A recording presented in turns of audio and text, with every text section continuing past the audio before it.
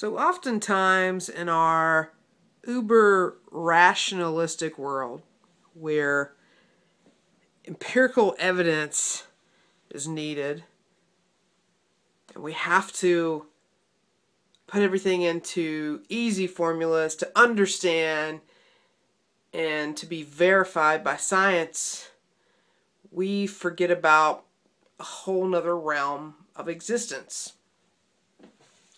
Sometimes we have to have interruptions in our day to make us think about these things that we in our great Western scholastic academic lifestyle have forgotten about. Now you may hear stories of missionaries or persons in a foreign field that deal with a type of mystical reality, right? Something that happens that's just beyond explanation, beyond experience, and we chalk it up to the spirit realm, and some of us who have gotten so smart, so lofty in our intellectual acumen are quick to wipe it away. Well, I'm here to tell you that as a everyday mystic and struggling Baptist, Costal, mainliner, progressive Jesus follower, or whatever label you want to put me in or put on me, that still happens in my life. Tonight, as a matter of fact, I met up with a good friend. We had a little conversation on the way to the restaurant discussing what we might eat, whether it would be Indian food or Thai food or maybe Mexican or Italian. And we decided we would go to the Indian restaurant. It was down the street from Georgia State in downtown Atlanta. Now, when said character and I get together, strange things always happen. It has always happened. And it seems like it's something that interrupts our life. Now, she is a professional and a teacher, an academic, and a great orator. I, on the other hand, am not much of anything other than Beck, right? So we set off on our journey. We get downtown. We start walking, and a small, thin woman approaches us. And she says, "Hey guys, my name is Sarah, and I'm hungry." And we say, "Sarah, would you like to join us for dinner?"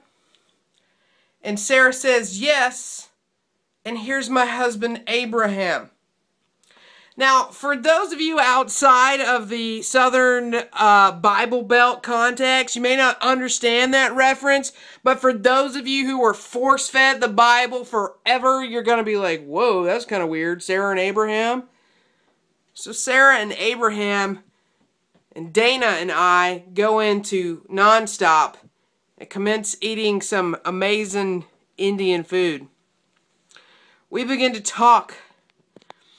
And in my Western academic, analyzing, judgmental nature that ascertains facts and puts them in specific categories, I begin to judge Abraham as he told me his story. And as he twerked and as he jumped with energy, I begin to think that maybe Abraham might be bipolar. Maybe Abraham might be schizophrenic.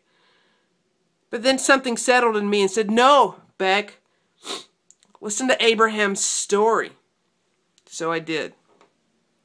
And he began to tell me a story that interrupted and challenged my life so much that I began to cry. So he started on the story. He told me about systems of oppression. He told me about injustice. He told me about things that got my blood boiling.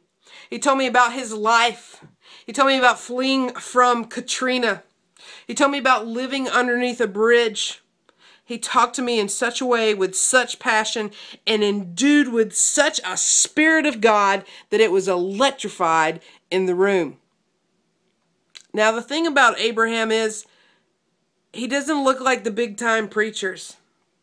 He doesn't look like the guys in the slick suits on TBN selling bottles of water. It's Abraham. He's this middle-aged black dude with this scraggly beard, and he smells a little bit like sewer water, and he's got on a hoodie, and his clothes are wet from the rain. But Abraham looked straight into my eyes, and Abraham began to speak words of life. And it was a mystical moment of interruption unlike so many other daily tasks. It tore me up. He read my mail.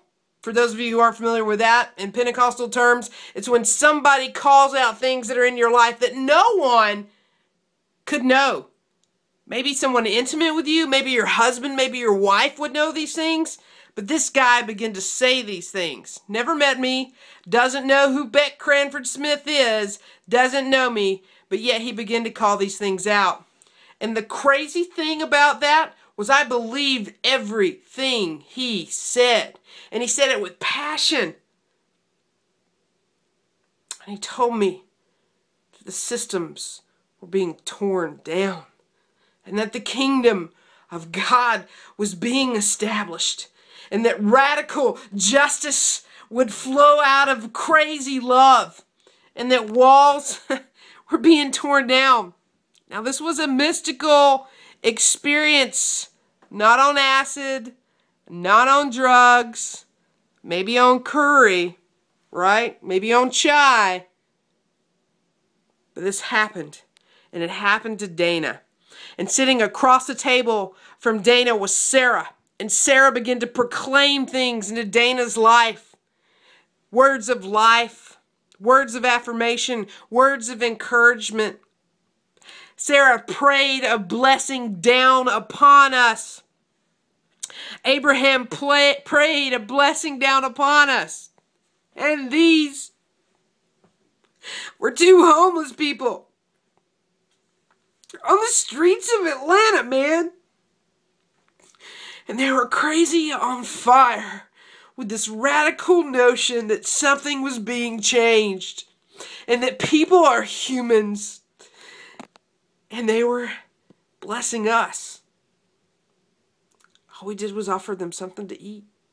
Some naan. Some samosas. Some tiki and some curry.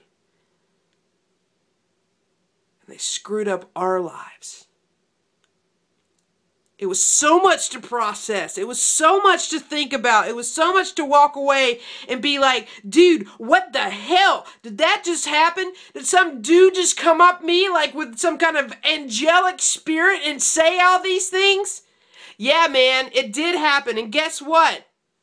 My friend, the academic, was sitting right beside me. So before you dismiss everything in your pursuits of intellectualism, remember there's a whole separate, strange, messy, crazy world that we're a part of. And you can be part of the change. And you can be part of the kingdom. Because Sarah and Abraham, they were bringing it. That's it for tonight. I'm Beck. And I'm part of Church of the Misfits. I'll see you later.